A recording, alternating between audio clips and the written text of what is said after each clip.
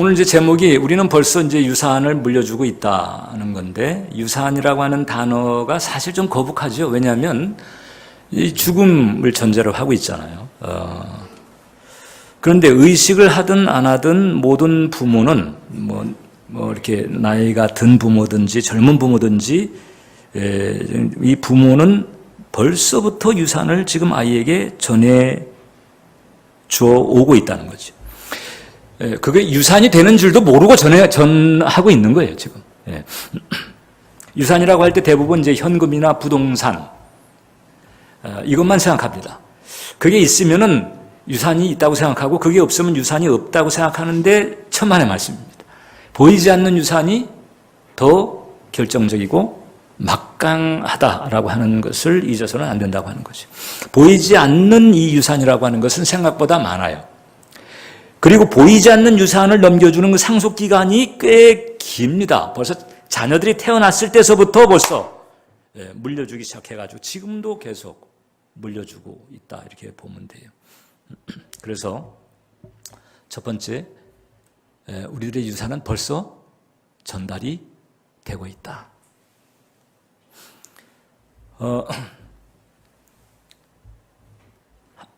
부모 되기는 쉬워도 부모 노릇하기는 어렵다라는 이제 그런 말이 있습니다. 아마 이제 부모 입장에 있어 본 분들이면 다 공감을 하는 대목일 겁니다. 부모 노릇 제대로 하기는 참 어렵다. 내 자식이 내가 원하는 대로 자라주는가? 내가 원하는 대로 자라주지 않습니다.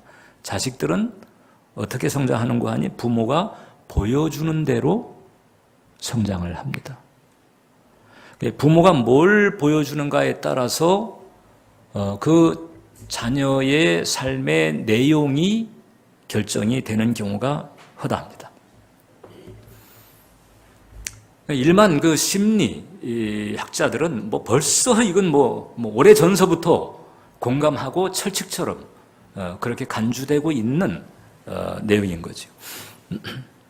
그래서 부모가 뭘 보여주는가에 따라서, 뭘 느끼게 해주는가에 따라서 그 자녀들의 삶은 성공적인 인생이 될 수도 있고 아니면 낭패 인생이 될 수 있다는 거예요. 이 교육 측면에서 이제 알려지고 있는 그 유명한 스토리 하나가 있습니다. 1700년대 미국의 그 조나단 에드워드라고 하는 목사님이 계세요. 이분이 이제 미국의 대각성 운동을 주도했던 신실한 목사님이었습니다. 근데 이제 그 목사님하고 동시대에 맥스 주크라고 하는 전과자이면서 건달 하나가 있었어요. 근데 이제 이 교육학자가 이 조나단 에드워드 목사님의 가계도, 그리고 이 맥스 주크라고 하는 건달의 가계도에 관심을 가지고 연구를 해봤습니다. 그래서 그 이후로부터 이제 한 200년 정도, 2세기 걸쳐가지고 각각의 가계도가 어떻게 진행되고 있는지, 그 가계도에 속해 있는 그 후손들의 삶은 어떻게 되고 있는지를 열심히 연구를 해봤더니, 조나단 에드워드 목사님의 후손은 이제 2세기가량 되는 그 기간에 이제 873명의 후손이 있었는데, 그 후손들이 뭘 했는가? 대학 총장이 12명 나왔고, 대학 교수가 65명, 의사가 60명, 목사가 100명, 군 장교가 75명, 베스트셀러 작가가 80명, 변호사 100명, 판사 30명, 고급 공무원 80명, 하원 의원 3명, 상원 의원 1명, 부통령 1명. 대단한 가문이 된 거예요. 지금도 조나단 에드워드 목사님의 그 가문은 명문가죠, 미국에서.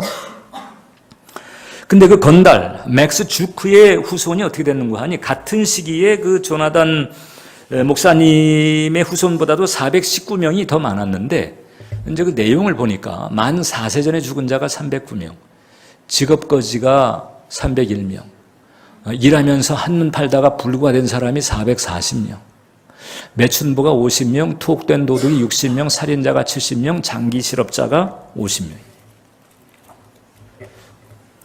각 가문에 이제 뭔가가 이제 계속 흐르고 있는 거죠. 대조적인 뭔가가 계속 물려지고 있다는 거예요. 한쪽은 성공과 성취의 소식이 가득한데, 한쪽은 비탄과 상심, 소식이 가득합니다. 뭐가 이렇게 갈라놓은 것일까? 그 부모가 무엇을 보여주고 무엇을 느끼게 했는가? 이것이 결정적이라고 하는 것입니다. 유언장에 통상 기재되는 것은 뭐 현찰, 부동산 이런 것들이잖아요. 그것이 귀하지 않은 건 아니에요. 그것도 귀합니다. 왜냐하면 그 부모가 얼마나 그 피땀 흘려 그게 모은 거예요. 그러니까 귀한 거지요. 귀하지만 그러나 보이지 않는 유산이 더 결정적이다. 아무리 뭐 돈을 물려주고 이렇게 해도요. 그 보이지 않는 소위 그 정서 혹은 영적 그 보이지 않는 내면의 유산 이 부분이 잘못돼 버리게 되면 물려받은 그 돈이라든가 재물이 오히려 그 자녀의 삶에 걸림돌이 되는 거라는 거죠. 그런 경우가 뭐 우리 주변에 숱하게 많아요. 미국 그 조지아 그 주립대 이제 경제학 박사가 미국에서 이제 그 사람 한 20년간 미국의 이제 부자들, 특히 이제 백만장자로 간주되는 그런 사람들의 출신을 연구해봤습니다. 그랬더니 80%가 자수성가한 부자들이, 20%가 세습을 했습니다. 근데 이제 이 세습을 한 20%에게도 지금 뭔가 이제 주목할 만한 것이 있을 때 그것이 바로 뭔가 하니 그 부자 부모로부터 이 부자가 되는 습관이에요. 단지 돈만 물려받은 게 아니고 부자가 되는 습관, 이것을 물려받았다는 것이고, 그 다음에 자수성가한 80%는 보니까 어떻게 이렇게 자수성가를 하게 됐는가 하니 그 부모로부터 좋은 습관을 물려받았다. 좋은 습관을 물려받았더니 일단 평범한 환경이었지만 거기서 자수성가하는 백만장자가 되었다라고 하는 거죠. 부모가 이제 무엇을 물려주는가, 이게 중요한 이유입니다. 또 하나 재밌는 게 뭔가 하니 이제 이 전 세계적으로 지금 상위 2%에 해당되는 사람들의 얘기인데 IQ가 148 이상 되는 사람. 그럼 이제 수재 아니면 천재죠. IQ로 봤을 땐. 그런 사람들만 모인 그 단체가 멘사라고 하는 데가 있습니다. 멘사. 근데 그 멘사에 모인 사람들을 놓고 또 그 멘사 자체가 유명한데 그 멘사의 모순이라고 하는 단어가 또 유명해요. 왜 그 멘사의 모순이라고 하는 단어가 등장하는 거야? IQ 148 이상 되면 천재급인데 그러면 뭔가 대단한 포지션에서 대단한 잡을 가지고 이제 살아가리라고 생각하는 거잖아요. 근데 정작 그 멘사 클럽에 소속되어 있는 회원들을 쭉 봤을 때 대부분, 적어도 과반수 이상이죠. 적어도 대부분은 전부 평범한 삶을 살고 있어요. 평범한 잡, 평범한 포지션에 있어요. 심지어는 생활보호 대상자도 있고, 뭐 트럭 운전사도 있는가 하면 소방관도 있고, 뭐 물론 이제 학자도 있고, 또 잘 나가는 사람도 있지만은 비율적으로 봤을 때 거의 대부분, 거의 과반수 이상은 평범한 삶을 살고 있더라는. 아니 그 좋은 머리 가지고 어떻게 이렇게 평범한 삶을 사나? 그 이유가 뭘까? 궁금하잖아요. 이제 모순이잖아요. 멘사의 모순인데 그 모순을 이제 파고 들어가 보니까 부모로부터 좋은 습관을 물려받지 못한 거예요. 부모로부터 격려와 지지를 받아본 적이 없어요. 머리는 좋은데 자존감이 낮아. IQ만 좋았지 자존감이 낮고, 그리고 거기에 열등감이라든지 비교의식 이런 걸 가지게 되면서 그 좋은 머리를 그대로 그냥 사장시켜버리는 이런 길을 가고 있더라라고 하는, 이게 현실입니다. 저도 그 멘사에 들어가 있는 분 한 2분 정도를 제가 만난 적이 있어요. 여의도 있을 때는 한 번 만났고, 그 다음에 여기 은정에 와가지고 제가 이제 만났던 분도 있는데, 근데 이제 오히려 좋은 머리 때문에 고민이 있는 거죠. 좋은 머리 때문에. 현실하고 그 좋은 머리하고 이게 매치가 안 되니까 오히려 그게 더 곤혹스럽게 만들어주는 그런 경우도 있더라는 거죠. 자, 그래서 지식 혹은 재물, 지능, 이게 다가 아니다 하는 거죠. 어떤 유산을 물려주고 있는가, 이것을 우리가 살펴야 되는 이유가 거기 있다. 그래서 두 번째, 우리는 영적인 유산을 물려주기에 힘써야 된다. 목사님, 저는 아직 장가도 안 갔는데요. 갈 거잖아요, 지금. 예? 또 결혼할 거잖아요. 예? 장가가고 시집 갈 거잖아요. 예? 그래서 우리가 이제 이 대목을 살필 필요가 있다는 거죠. 재물 때문에 그 자녀들 간에 싸움판 벌어지는 일이 얼마나 많습니까? 예? 여기 이제 한남대교 넘어가지고 이쪽 동네로 오다 보게 되면은 높이 솟은 빌딩 하나가 있어요. 참, 그 빌딩은 참 멋지게 졌는데, 예. 거기 이제 계속 소송이 벌어지고 있잖아요.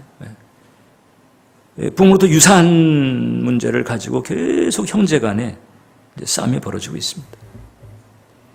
한 그 부자 아버지가 6남매를 둔 부자 아버지가 있었는데 갑작스럽게 죽었대요.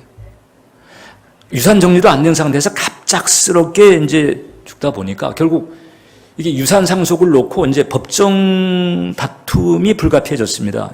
좋은 말로 안 되니까. 뭐 내가 아버지를 더 많이 돌봤다. 뭐 내가 더 공헌도가 높다. 뭐 이래가지고 소위 이제 그 상속에 대한 그 법정 유류분이라고 하는 게 있어요. 유산 상속에 대한 어떤 유헌 어떤 확정이 없을 때에는 법적으로 이제 가르는 이런 부분이 있는데 결국 법정 소송에 들어갑니다. 그 과정에서 온갖 치사한 일들이 다 벌어지는 거예요. 형제 자매 사이에. 그 이제 이게 진흙창처럼 돼가는 중에 그나마 그 넷째가 있었는데 넷째가 그냥 손을 탁, 난 아버지 유산 포기하랍니다. 그냥 형들 누나들 다 알아서 그냥 찰나누 가지세요. 저는 아버지로부터 유산 받지 않겠습니다. 그 떨어져 나왔어요. 그럼 뭐라고 그랬는가 하니 난 그래도 아버지 덕분에 공부하면서 내가 건축 기술을 내가 익혔으니까 그 건축 기술 가지고 난 그 기술 가지고 그냥 내가 먹고 살 테니까 형 다 알아서 하세요. 그러거든. 그러니까 6남매에서 이제 하나 떨어져 나가고 이제 5남매가 남아있는 유산 가지고 10여 년 법정 공방을 벌이면서 서로 간에 원수지간 되고 뭐 법정 비용은 법정 비용대로 들어가고 거기서 이제 나누긴 했지만은 그런 멘탈을 가지고 돈을 나눈들 그게 무슨 행복이 되겠어요. 근데 그 넷째만큼은 단란한 가정을 이루면서 행복하게 살았다는 거예요.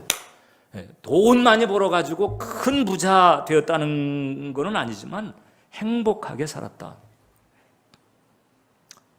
자, 그러니까 이게 이 재물을 유산으로 이렇게 남겨주는 경우 이게 부모 입장에서는 좀 조심해야 된다. 그런 얘기가 있습니다. 돈 많은 사람에게는 자녀가 없다는 거예요.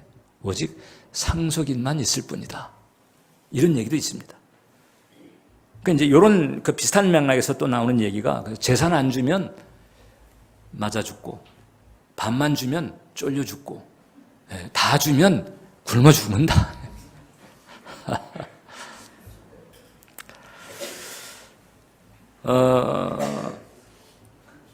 그래서 성경은요, 이게 가장 중요한 유산에 대해서 언급합니다. 영적인 유산입니다. 이 물질 유산이라고 하는 게 이 부모에게도 그렇고 자식들에게도 그렇고 이게 좋은 일보다는 안 좋은 일이 더 많은 거예요. 성경은 일찍이 가장 중요한 유산, 즉 영적인 유산에 대해서 얘기를 하고 있는데 이게 성경 전체를 통틀어서 가장 그 영적인 유산에 대해서 적극적으로 언급하고 있는 대목이 이제 오늘 우리가 읽은 신명기 6장입니다. 성경을 보게 되면 예를 들어서 이제 고린도전서 13장 같은 경우는 사랑장이라고 하고 히브리서 11장은 믿음장이라고 이렇게 이제 별명 붙이잖아요. 근데 이 이제 자녀에게 물려준 영적 유산에 관한 한 지금 신명기 6장, 특히 이제 신명기 6장 4절로부터 9절까지는 쉐마 이스라엘이라고 하는 타이틀이 붙었어요. 들으라 이스라엘아. 그래서 너희는 마음과 목숨과 뜻을 하나님을 사랑해야 되는데 이 말씀을 가지고 부지런히 너희 자녀를 가르치고 이 말씀을 가지고 너희 자녀들과 부지런히 강론하라. 티칭할 뿐만 아니라 디베이트하라. 그래서 하나님 말씀 가지고 이 디베이트한 것을 모아놓은 게 그게 탈무드인 거거든요. 그래서 끊임없이 이 영적인 유산에 대해서 강조를 하고 있는 가장 중요한 본문이 바로 이 신명기 6장 본문이라고 하는 거예요. 영적 유산이라고 하는 것은 뭘까? 이렇게 이제 정리할 수가 있습니다. 영적 유산은 부모가 신앙적인 모범을 보임으로써 이게 키예요. 신앙적인 모범을 보임으로써 자녀들이 눈에 보이지 않는 영적 실체가 있음을 확신하고 하나님의 살아계심, 그리고 하나님의 나라, 영생, 이 영적 실체가 있음을 확신하고 그래서 거룩한 삶, 즉 구별된 삶을 살도록 하는 것, 이게 바로 영적인 유산이 되는 것입니다. 여러분, 교회 출석이 영적 유산이 될 수 있을까? 한 부분은 될 수 있지만은 핵심은 되지 못합니다. 봉사하는 거, 이게 영적인 유산의 한 부분이 될 수 있지만은 핵심은 아닙니다. 이것은 영적인 실체를 확신하고 흔들림 없이 거룩하게 구별된 삶을 갈 수 있도록 할 때에 그것이 비로소 제대로 된 영적 유산이다, 이렇게 말할 수가 있어요. 그런 과정에서는 도리 없이 그 부모의 언행심사입니다. 신앙에 바탕한 부모의 언행심사가 가장 결정적이에요. 그런 대목에서 그 영적 유산의 위대함을 누린 사람이 에이브러함 링컨입니다. 여러분, 에이브러함 링컨 대통령, 미국에서 제일 존경받는 사람이거든요. 정규 교육을 받지를 못했어요. 졸업장이 없어요, 저분은. 그래서 정적들에게 그걸 얼마나 공격받았는지 모릅니다. 국민학교 졸업장도 없는 사람이. 그러니까 이제 우리식으로 하게 되면 이제 검정고시를 치르면서 이렇게 변호사가 되고 국회의원이 되고 대통령이 된 분인데,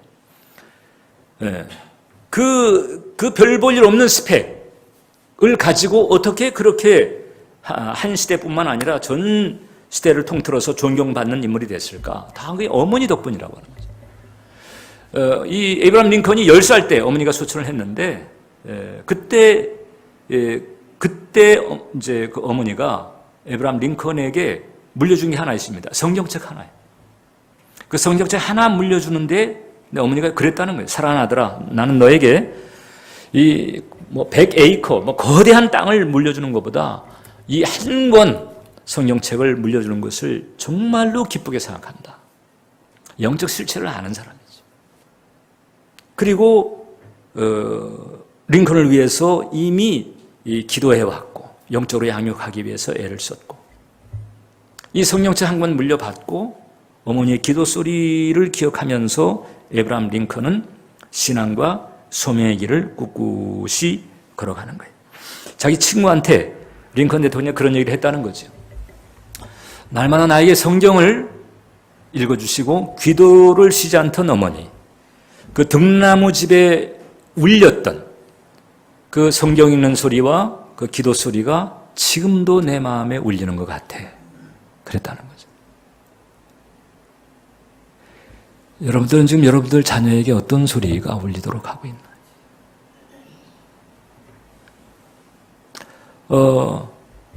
에이브러함 링컨이 그 법률 강의를 할 때가 이제 있었는데, 그 강의 내용 가운데 이제 이런 내용이 있었답니다. 이제 에이브러함 링컨이 어떤 사람인가가 이제 이렇게 드러나는 건데, 어떤 경우에라도 정직하겠다고 다짐해라. 만약 그대가 판단하기에 정직한 변호사가 될 수 없다면 차라리 변호사가 되지 못하더라도 정직한 인간이 되겠다고 결심하라. 법이라는 직업을 택하기 위하여 부득이 교활한 인간이 되어야 한다면 차라리 다른 직업을 택하라. 노무현 대통령이 제일 존경한 사람이 또 링컨이었다는 거잖아요. 그러니까 그 됨됨이가 어떤가가 드러나는 거예요. 그게 이제 어머니의 신앙적인 양육의 열매였다라고 하는 거죠. 우리가 그래야 합니다. 그렇게 할 수 있도록 노력해야 합니다. 그리고 이 영적인 유산뿐만 아니라 이 정서적으로 안정된 유산, 즉 안정적인 정서의 유산도 전해줄 필요가 있다. 여러분, 제가 이렇게 내적 치유 사역을 이제 할 때가 많이 있습니다. 하다 보면 많은 사람들이 성장 과정에서 많은 아픔을 겪고 있어요. 성장 과정에서 아픔을 겪다 보니까 그 아픔이 그대로 또 자식들에게 물려갑니다. 그러니까 따지고 보면 지금 아픔을 겪고 있는 그 사람들의 부모가 가해자인데 따지고 보면 그 부모도 피해자인 거예요. 그 부모의 부모가 또 가해자야.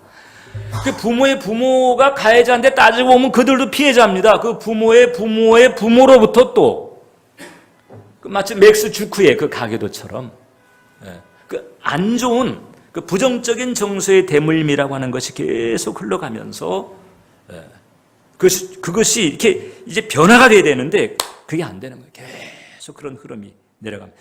누군가는 중간에 그걸 끊어야 돼. 끊어야 돼. 그래서 그것이 필요하다고 한다면 아브라함처럼 본토 친척 아비집을 떠나서라도 그런 안 좋은 대물림은 끊는 이런 결단이 필요하고 분별이 필요하다는 거예요. 인간은 이 본질적으로 감성적인 존재이기 때문에 이게 성장 과정에서 그 감정의 영역, 감성의 영역이 이 애착과 애정으로 채워지지 않게 되면 어김없이 후유증은 드러나게 되어 있습니다. 지금 우리나라로 전 세계가 갈수록 문화나 문명이 발달해가지고 살기 좋아짐에도 불구하고 그 마음은 계속 그렇게 까칠해지고 날이 서고 불편한 일들이 계속 더 많아지는 이유는 뭔고하니 환경만 살기 좋아졌지 결국 이 안 좋은 대물림들이 계속해서 더 넓어지고 많아지고 있다는 거거든요. 더 늦기 전에 우리부터 먼저 정비가 돼야 되고 정화가 돼야 되고 치유가 돼야 되고 그 다음에 자녀들을 잘 챙겨야 되겠다라고 하는 거죠. 그래서 마지막으로 이제부터라도 우리 시작해야 된다. 이제부터라도 자꾸 다음에 이렇게 할 게 아니고 지금부터라도 시작을 해야 돼. 자녀 양육에 대해서 지금 우리가 나눈 이제 이와 같은 대목들을 우리가 깊이 생각하다 보면 사실 아찔할 정도로 찔려는 일들이 있을 수 있고 후회가 되는 일들이 있을 수 있습니다. 그래도 지금부터라도 시작을 해야 됩니다. 목사님, 저 보세요. 지금 다 컸습니다. 다 커가지고 이제 말도 안 들어요. 이런 경우가 또 많아요. 그러면 이제 괜찮은 말 안 들어도 괜찮으면 괜찮죠. 근데 이제 그렇지가 않다 느껴지게 되면 그러면 중보기도라도 해야 되죠. 하나님의 선하신 간섭이 그들에게 임해서 내 얘기를 안 들으니까 하나님의 선하신 간섭이라도 있어서 그들의 삶에서 그 안 좋은 그 부정적인 실체, 죄의 그 어둠 이런 것들이 뽑혀나가고 빠져나가도록 기도를 해야 됩니다. 여러분 우리나라만 해도 그러잖아요, 여러분. 우리나라만 해도 지금 그건 150년 전만 해도 교회가 없었어요, 여러분. 전부 우상 숭배하고 귀신 섬기고 아주 잔인한 그 계급 제도에 많은 사람들이 희생이 되고 있었고 정말 소망이라고는 전혀 느낄 수가 없었던 그 언더우드의 탄식이 그랬잖아요. 근데 지금 가치관이 교회들이 많이 생기고 가치관이 바뀌고 세계관이 바뀌고 삶이 바뀌고 지금 이렇게 되고 있잖아요. 하나님의 선하신 간섭이 있다 보니까 그런 변화가 있을 수 있는 거죠. 지금도 마찬가지입니다. 지금도 여러분들의 자녀에 대해서 여러분들의 삶에도 그렇고 여러분들의 자녀에 대해서도 그 하나님의 선하신 간섭이 역사하도록 중보기도라도 해야 된다. 중보기도라도 필요하면 자녀들에게 용서도 좀 구할 수 있는 거예요. 내가 그때 모르고 그랬는데 나도 그때는 그렇게 사는 줄 알았는데 지나고 보니까 그게 아니더라. 미안하다. 이렇게 할 수 있어야 돼요. 필요하다면.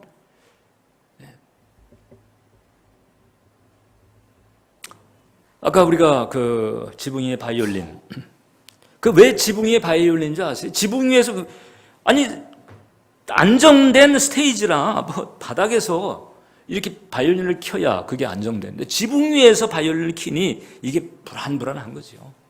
이 불안불안한 상황이지만 거기서 바이올린을 켜야 되는 거예요. 작품을 만들어야 되는 거죠. 이 자녀들을 키우는 부모의 마음이라고 하는 게 빠르게 변하는 이 세태 가운데서 이 자녀들을 어떻게 올바로 잘 키울 수가 있을까? 어떤 그런 암시인 거거든요. 근데 그 유대인들은 물론 이제 우리 기독교 신앙과는 결이 다르지만 그 유대인들은 그 우리로 치게 되면 이제 구약 성경이잖아요. 토라. 이 토라를 바탕으로 해서 어떻든 나라 잃고 오랜 세월 방랑하며 떠돌아다녔지만은 어디를 가서 있든지 간에 이 토라를 붙들고 토라의 방식대로 마음과 목숨과 뜻을 다해서 하나님을 사랑하게 그렇게 하게 했고, 그 다음에 자녀들에게 말씀을 가르치고 말씀을 강론하고, 어디 가든지 그 가정에서 그렇게 하다 보니까 수천 년, 2000년간 나라 없이 그렇게 떠돌아다녔어도 그 유대 공동체라고 하는 공동체의 의식은 변하지가 않은 거예요. 그래가지고 1948년에 이스라엘 땅에 나라가 딱 세워지게 되니까 여기저기서 뭐 아프리카에서, 러시아에서, 뭐 유럽에서, 아니면 저 미주 대륙에서 다 왔는데 다른 게 없어요. 다른 게 없어요. 심지어 피부 색깔도 달라. 까만 유대인, 누런 유대인, 하얀 유대인. 그런데 다른 게 없어. 왜? 이 토라 신앙 가지고 그네들끼리 계속해서. 그리고 안식일 되면 아까 우리가 봤던 것처럼 그렇게 기도를 해줍니다. 안식일만이 아니에요. 그네들에게서 집은 성전과 같아. 아버지는 제사장입니다. 그리고 자녀들과 이 식탁이라고 하는 것은 마치 이 성찬 나는 것과 같은 그런 자리가 되는 거죠. 안식일의 그 기도를 다시 한번 제가 읽어드릴게요. 우리 이제 기독교 신앙의 맥락에서 우리가 이제 이렇게 자녀들을 품고 축복하고 양육해 나가면 되는 거지. 주께서 너희를 보호하고 지키시며 주께서 항상 너희를 수치로부터 보호하시며 이스라엘의 찬란히 빛나는 이름에 이르게 하시기를 원하노라. 룻과 에스더같이 되기를 원하며 찬양받게 되기를 원하노라. 오 주님, 이들에게 힘을 주옵시며 낯선 자의 길에서 지켜주옵소서. 하나님께서 너희를 축복하사 장수하게 하시며 주께서 너희를 위한 안식일 기도를, 우리 같으면 이제 주일 기도입니다. 저는 매일 기도했으면 좋겠습니다만, 할렐루야. 충만케 하시기를 비노라. 하나님께서 너희를 훌륭한 어머니와 아내로 만드시고 너희를 돌볼 수 있는 남편을 보내시기를 원하노라. 주께서 너희를 보살피고 지키시며 고통에서 보존하시기를 원하노라. 오 주여, 행복과 평강의 은총을 내리시며 우리들의 기도를 들으소서. 아멘. 이렇게 자녀를 세워나가야 된다. 무엇을 물려줘 왔는가요? 벌써 물려줬었어. 출생해가지고 자랄 때서부터 벌써 물려줘 왔어요. 무엇을 물려줬나요? 지금도 물려주고 있는 것 같습니다. 영적인 유산, 안정된 정서적 유산 물려줘야 합니다. 중고라도 열심히 해서 아무튼 최소한 지옥은 가지 않도록 해야 되고, 그 다음에 하나님의 간섭하심에 의해서 삶이 바뀌고 세관이 바뀌고 가치관이 바뀌고 하나님께 사랑받고 하나님께 총애받고 하나님의 축복받고 하나님께 쓰임받는 그런 자녀들이 되도록 챙겨야 된다는 거예요. 기도하겠습니다. 아버지 하나님, 어린이 주일에 이렇듯 우리 자녀에 대해서 무엇을 어떻게 해야 될지 나누었습니다.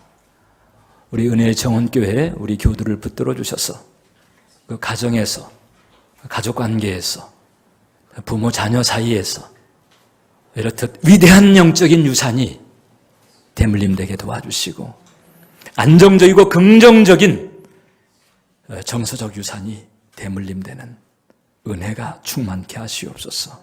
살아계신 하나님, 간섭하시고 역사해 주셔서 그 자녀들, 자녀 세대 가운데 자리 잡고 있는 이 죄의 실체들, 그 죄의 둥지들, 그 부정적인 정서의 둥지들 성령이 불러 태워주시고 뽑아내주시고 하나님 나라가 임하게 하시고 의와 평강과 희락의 강물이 넘치게 해 주시옵소서.